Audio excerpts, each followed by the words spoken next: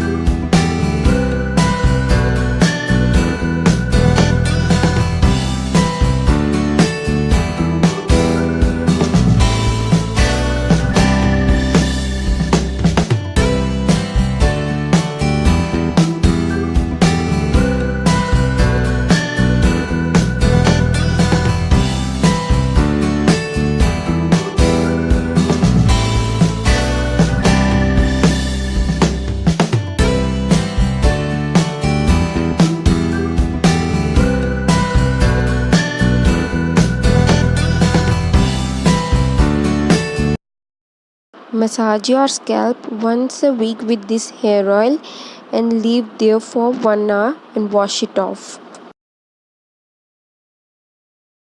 Now let me tell you the benefits of this hair oil. First of all, it will provide deep nourishment to your hair. It will help in promoting hair growth. It will reduce split ends. It will help in removing dandruff from your scalp. It will help in reducing itchiness from your scalp, and of course it will hydrate your hair and will seal moisture in it. If you guys like my video, then do like it, share it, comment on it and subscribe to my channel for more videos.